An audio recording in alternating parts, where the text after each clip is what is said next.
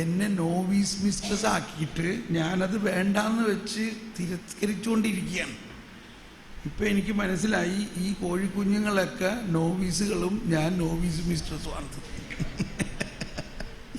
അപ്പം അത് കൃത്യമായിട്ട് അതിനകത്ത് 9 കുഞ്ഞുങ്ങളുണ്ടായിരുന്നു. അതിനകത്ത് ഒരു കോഴിക്കുഞ്ഞ് കറുത്ത കുഞ്ഞാണ്. അപ്പോൾ അവരുടെയൊക്കെ 9 നോവീസുമാരുണ്ട്. അതിനകത്ത് ഒരു നോവീസ് ആഫ്രിക്കയിൽ നിന്നുള്ള ഒരു കറുത്ത പെണ്ണ. അത്ര വരെ കൃത്യമായിട്ട് ആ സിസ്റ്റർ ഇപ്പോഴും ഞാൻ കാണുകടക്കേ. അപ്പോൾ അവർ വലിയ സുപ്പീരിയറൊക്കെ ആയി, ജനറൽ അമ്മവരെ ആയി തോന്നുന്നുണ്ട്. അപ്പോൾ എന്നെ കാണുമ്പോൾ ഒക്കെ ഓർക്കും. ഞാൻ പറഞ്ഞു, കണ്ടോ അന്ന് ദർശനത്തിൽ തന്ന വിളി. അപ്പോൾ ആ സിസ്റ്ററിനെ സംബന്ധിച്ച് 100% അവർക്ക് കൺവിൻസായി എൻ്റെ വിളി ഒരു നോവീസ് മിസ്ട്രസ് ആകാനാണെന്നും അതെങ്ങനെ ഞാൻ ആ നോവീസുകളെ നോക്കണം, പെടക്കോഴി കുഞ്ഞുങ്ങളെ നോക്കുന്ന പോലെ ഞാൻ നോക്കണം. ഇതൊക്കെ അതിന് മിന്നൽ പോലെ കിട്ടി. വേറൊരു സിസ്റ്ററിൻ്റെ കഥ, ഒരു രസകരമായ കഥ. ഇതൊക്കെ ഈ വരദാനങ്ങളുടെ പ്രവർത്തനത്തിൻ്റെ ആ വിശാലത മനസ്സിലാക്കാൻ വേണ്ടി ഇങ്ങനെ പറയാൻ പറ്റുള്ളൂ. ഒരേ സിസ്റ്ററിന് വേണ്ടി ഇങ്ങനെ പ്രാർത്ഥിക്കുമ്പോൾ ഈ പെൺകൊച്ചിക്ക് കിട്ടുന്നത് ഉരുളക്കിഴങ്ങ് പൊട്ടറ്റോ. അപ്പോഴിതിന് പേടിയായി, ദൈവം ഈ സിസ്റ്ററിന് വേണ്ടി പ്രാർത്ഥിക്കുമ്പോൾ പൊട്ടറ്റോ എന്ന് കിട്ടുന്നത്. അങ്ങനെ ഒരു വാക്ക് കേൾക്കാം, പൊട്ടറ്റോ. അതാണ് വേർഡ് ഓഫ് നോളജ്, ഒരു ശബ്ദമാണ്. അപ്പോൾ ഇതാദ്യം പറഞ്ഞില്ല. ഞാൻ ശരിക്കും എനിക്ക് അറിഞ്ഞൂടാ എന്നൊക്കെ പറഞ്ഞു. ഇല്ല, നിനക്ക് എന്തോ കിട്ടേണ്ടത്, നീ പറയും.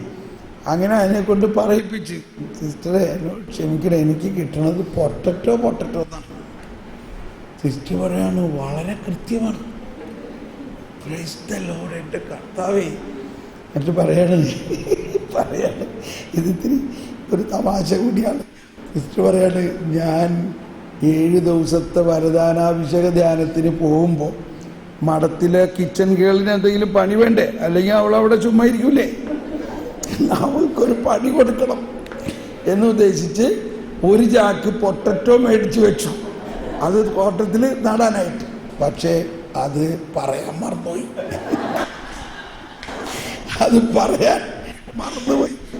പൊട്ടറ്റോ ഒരു ചാക്ക് മേടിച്ച് സ്റ്റോർ റൂമിൽ വെച്ചിട്ടുണ്ട്. ഇത് ഇവളെ കൊണ്ട് ചെയ്യിക്കാനാണ് നമ്മളില്ലാത്ത സമയത്ത്. അപ്പോൾ ഈ പോരുന്ന സമയത്ത് തിരക്കിൻ്റെ ഇടയിൽ ഈ വേലക്കാരി പെണ്ണിനോട് ഇത് പറയാൻ മറന്നുപോയി. ഇവിടെ വന്നു കഴിഞ്ഞിട്ട് ആകെ പല വിചാരവും ആ പൊട്ടറ്റോയുടെ കാര്യം പറഞ്ഞു. ആ ഒരു ചാക്ക് പൊട്ടറ്റോ ഞാൻ അവിടെ ഇരുന്ന് ചീഞ്ഞു പോകുമോ, ആ ഒരു ചാക്ക് പൊട്ടറ്റോ അവിടെ ചെല്ലുമ്പോഴേക്ക് എന്ത് പറ്റുമാവും, ആ ഒരു ചാക്ക് പൊട്ടറ്റോ ഇത് തന്നെ വിചാരം. അപ്പോൾ കർത്താവ് പറയാണ്, നീ ആ പൊട്ടറ്റോനെ വിട്ട് നീ ഇവിടെ ഇരുന്ന് ധ്യാനം കൂട്ടും. പരിശുദ്ധാത്മാവേ, എങ്ങനെയാണ്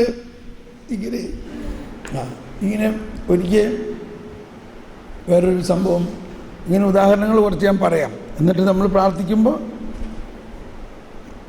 ഒരു പെൺകുട്ടിക്ക് വേണ്ടി ഇപ്പോൾ ഒരു രോഗശാന്തി ശുശ്രൂഷ നടത്തിക്കൊണ്ടിരിക്കുക.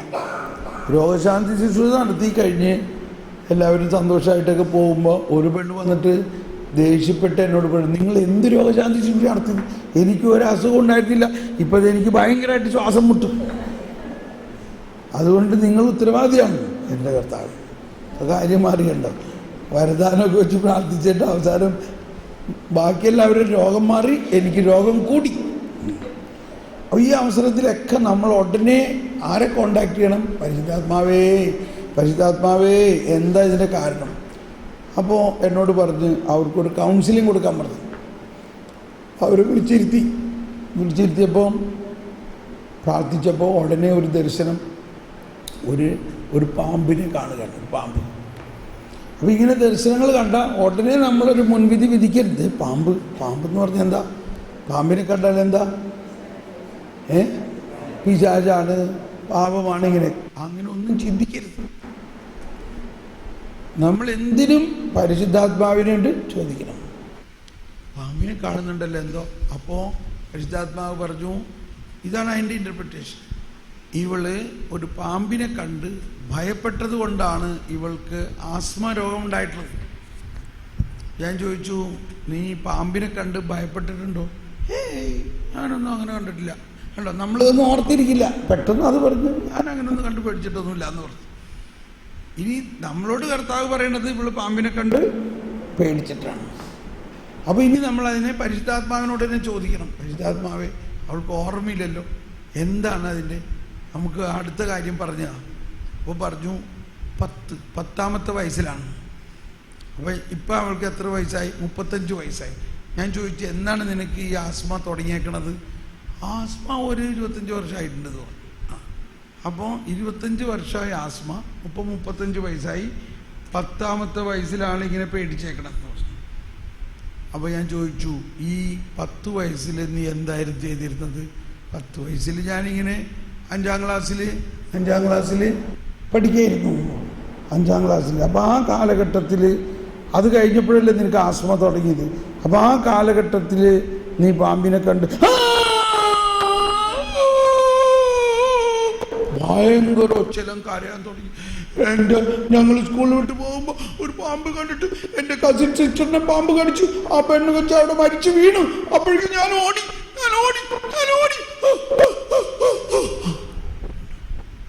ഇതിങ്ങനെ തന്നെ അങ്ങ് കാണിക്കാൻ തുടങ്ങി. ഇപ്പം എന്ത് സംഭവിച്ചു? ആ സംഭവം അങ്ങനെ തന്നെ റീപ്ലേ ചെയ്ത് റീലീവ് ചെയ്യണം. ഒറ്റനെ ഞാൻ കണ്ണിൽ കൈവച്ച് പ്രാർത്ഥിച്ചു, കർത്താവേ ഇപ്പോൾ സൗഖ്യപ്പെടുത്തണേ. അപ്പോൾ 25 വർഷമായിട്ടുണ്ടായ ആസ്മ സൗഖ്യപ്പെട്ടു. Praise the Lord.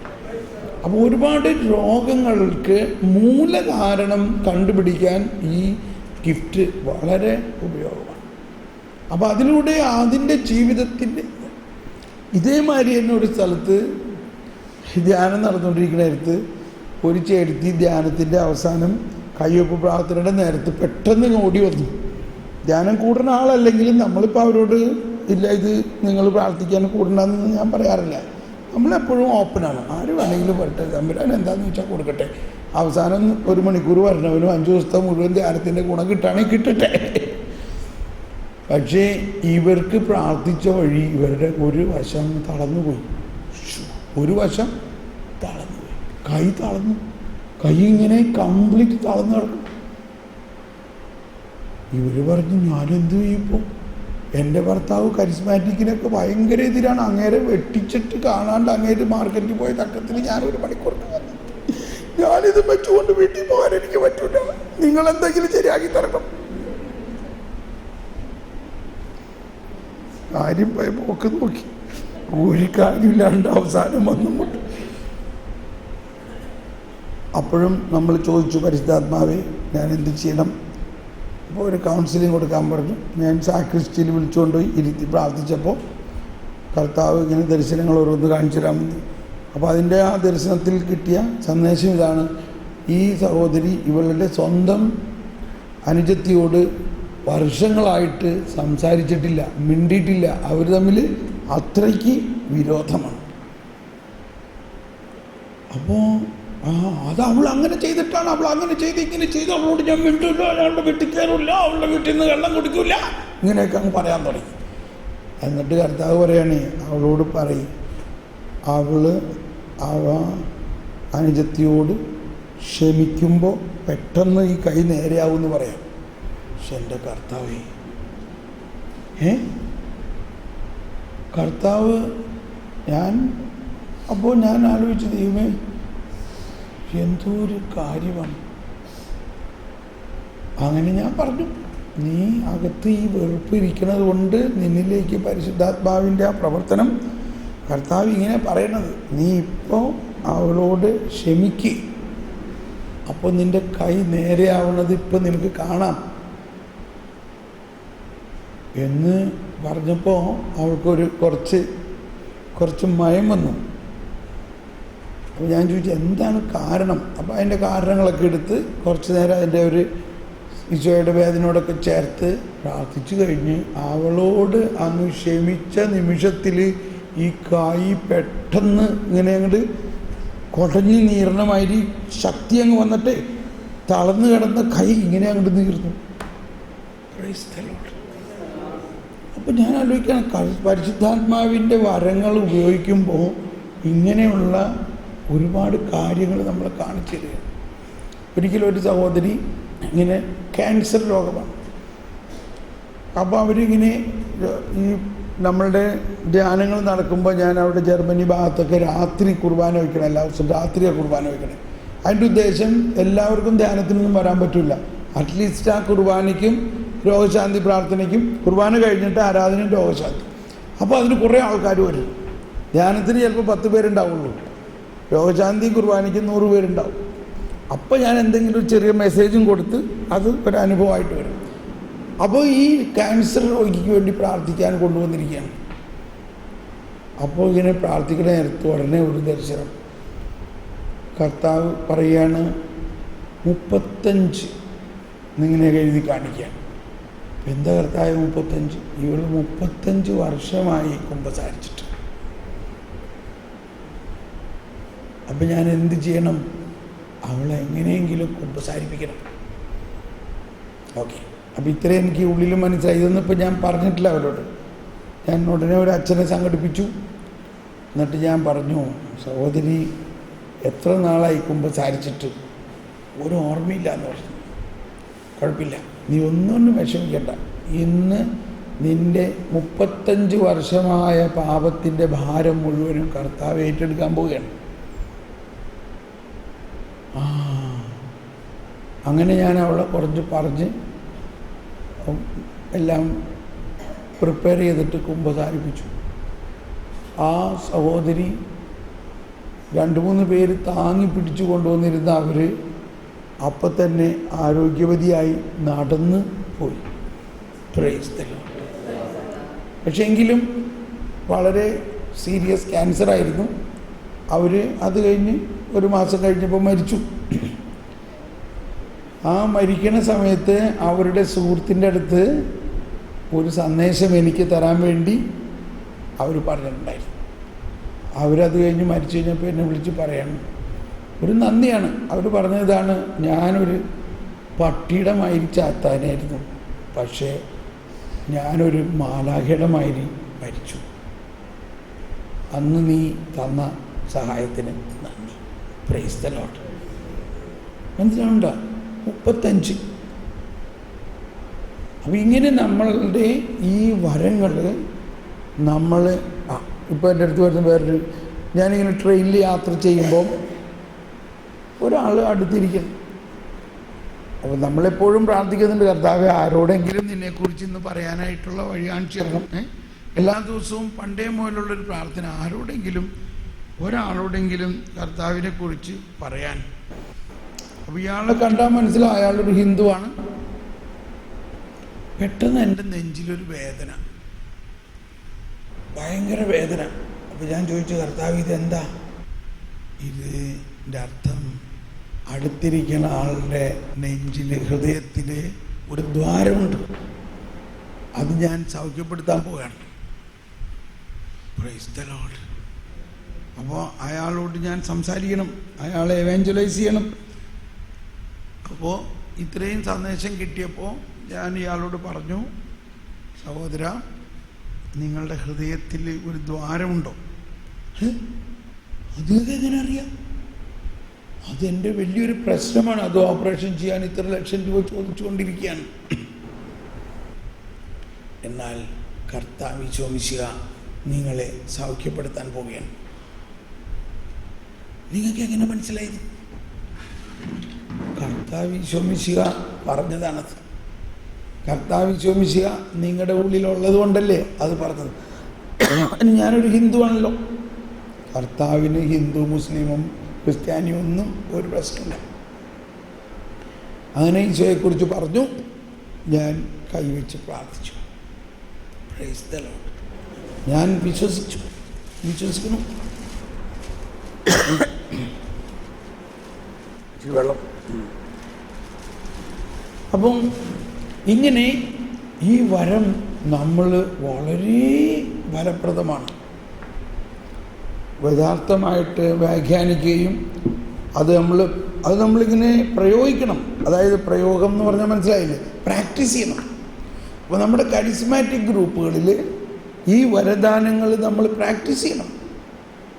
അങ്ങനെ പ്രാക്ടീസ് ചെയ്യുകയും ആ വരദാനങ്ങൾ ഉപയോഗിച്ച് നമ്മൾ പ്രാർത്ഥിക്കുകയും ചെയ്യുമ്പോൾ, ഇപ്പോൾ നമ്മളിങ്ങനെ പ്രാർത്ഥിക്കാൻ ആ ഗ്രൂപ്പിൽ നമ്മൾ ഇന്ന് എന്തിനു വേണ്ടിയാണ് പ്രാർത്ഥിക്കുന്നത്? ഉദാഹരണം പറഞ്ഞു, ഇപ്പോൾ അദ്ദേഹം പറഞ്ഞു വചനം എന്താണ് വ്യാഖ്യാനിക്കണതെന്ന് നമുക്ക് ബൈബിൾ തുറന്ന് നോക്കുന്നു.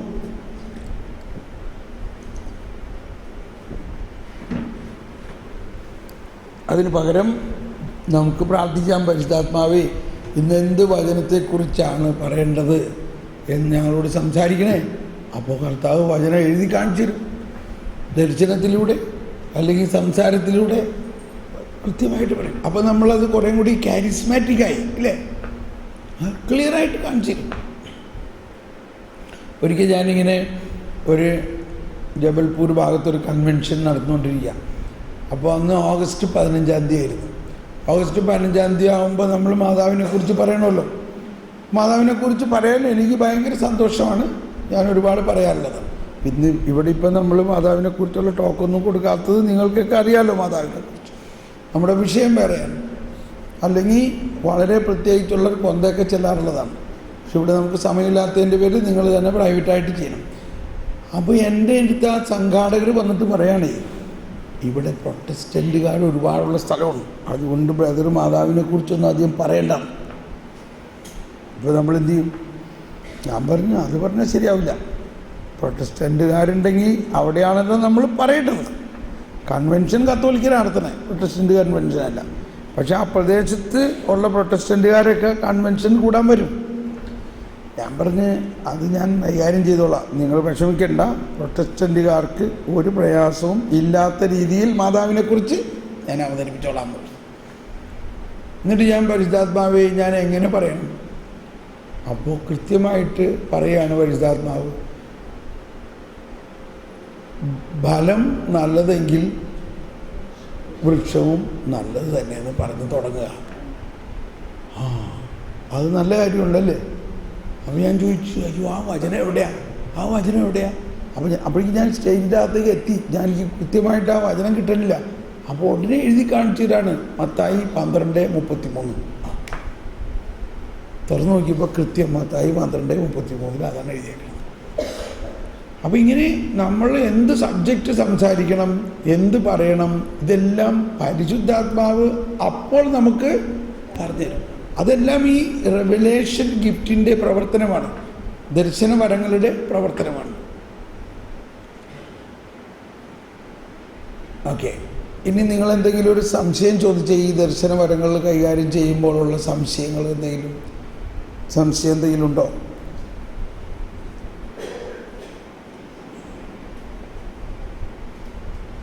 ആ, എന്താ പറഞ്ഞേ? അവർക്കുള്ള രോഗങ്ങൾ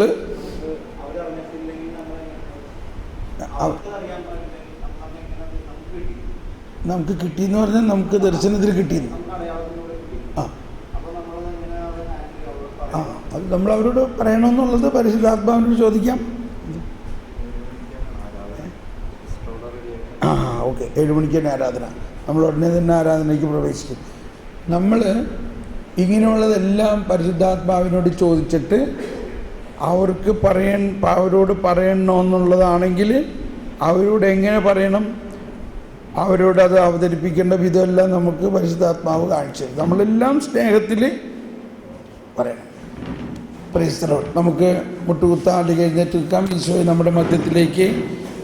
നമ്മുടെ മധ്യത്തിലേക്ക് നമുക്ക് സ്വീകരിക്കാം. എഴുന്നള്ളുന്നു രാജാവ് എഴുന്നള്ളൂ എന്ന ഗാനം ആലപിച്ചുകൊണ്ട് നമ്മുടെ മധ്യത്തിലേക്ക് ഈശോയെ സ്വാഗതം ചെയ്തുകൊണ്ട് നമുക്ക് സ്തുതിക്കാം. ഈ സമയത്ത് നമ്മൾക്കുണ്ടാകേണ്ട ആകാംക്ഷ മുഴുവനും വരദാനങ്ങൾ നമ്മളിൽ സുലഭമായി പ്രവർത്തിക്കുന്നതിനുള്ള വരദാനങ്ങൾക്ക് വേണ്ടി നമ്മൾ പ്രാർത്ഥിക്കാൻ പോവുകയാണ്. ആ വരദാനങ്ങൾ നമ്മളിൽ പ്രവർത്തിക്കുന്നതിന് നമുക്ക് പ്രാർത്ഥിക്കാം. എഴുന്നള്ളുന്നു രാജാവ്.